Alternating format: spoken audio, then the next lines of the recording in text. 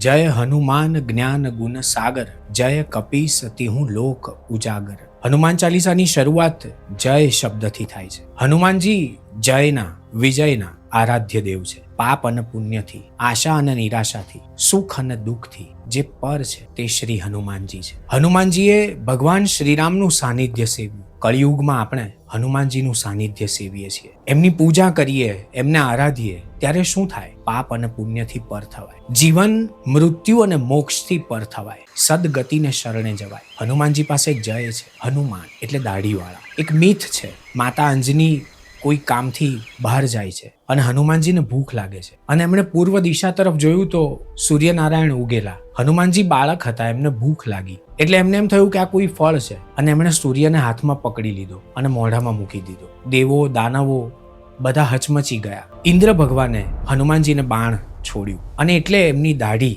સહેજ વાંકી થઈ ગઈ અને હનુમાન કહેવાયા. સૂર્યને તો હનુમાનજીએ તરત છોડી દીધો. આપણી મીથ સાથે સંકળાયેલી કથાઓ પણ કેવી અદ્ભુત છે. આપણી સનાતન પરંપરા સાથે વીરત્વ આપણા જીન્સમાં છે, જે હનુમાનજીના રોમે રોમમાં છે. સૂર્યને તેજસ્વી, ઓજસ્વી અને તપસ્વી જ ઝીલી શકે એ હનુમાનજી છે. આપણી સંસ્કૃતિ પાસે આવું સત છે. એટલે જય હનુમાન જ્ઞાન ગુણ સાગર. જ્ઞાનનો અર્થ આજે ગૂગલ મહારાજ નોલેજ કરે છે, પણ એ જ્ઞાન ત્યારે જ સંભવે, સદભવે, જ્યારે એમાં ગુણ હોય. જ્ઞાન ગુણ સાગર ભંડાર છે. આ જગતમાં 3 પ્રકારના લોકો છે. એક પરિશ્રમ કરે છે, બીજા પલાયન વૃત્તિ ધરાવે છે અને ત્રીજા સંઘર્ષ કરે છે. જે મહેનત કરે છે એમને હનુમાનજી ફળ આપે છે. જે પલાયન વૃત્તિ ધરાવે છે, છટકી જાય છે, છટક બારી શોધે છે, એમને હનુમાનજી ભરોસો આપે છે. અને જે સંઘર્ષ કરે છે એમને હનુમાનજી જીત આપે છે. જ્ઞાન ગુણ સાગર, જ્ઞાન ગુણના સાગર છે. જય કપીસ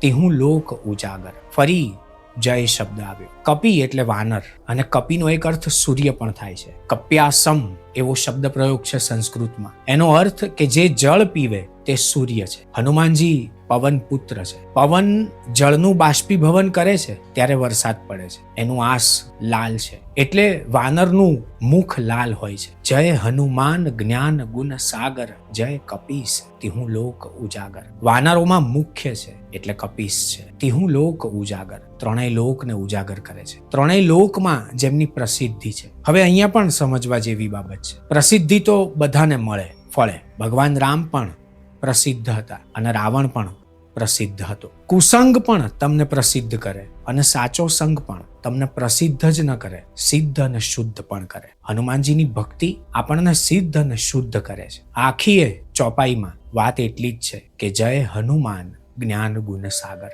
હે જ્ઞાન ગુણોના સાગરવાળા હનુમાનજી, તમને વંદન કરું છું. તમે 3 લોકને અજવાળો છો, તમને સાષ્ટાંગ કરું છું. હનુમાન ચાલીસાનો પ્રત્યેક શબ્દ મંત્ર છે. એને સમજીને જ્યારે બોલીએ છીએ ને ત્યારે આપણી સમજણમાં ભક્તિનો તો ઉમેરો થાય જ છે, પણ ક્યાંક ને ક્યાંક ચમત્કાર અને સાક્ષાત્કાર વચ્ચે, શંકાઓ અને શ્રદ્ધાઓ વચ્ચે અટવાતા આપણા શ્વાસને એક સાચો માર્ગ મળે છે. મંગલ મૂર્તિ છે, એમનું સ્મરણ કરવાથી મંગળ શુભ અનુભવાય છે. આપ સૌને મારા જય હનુમાન.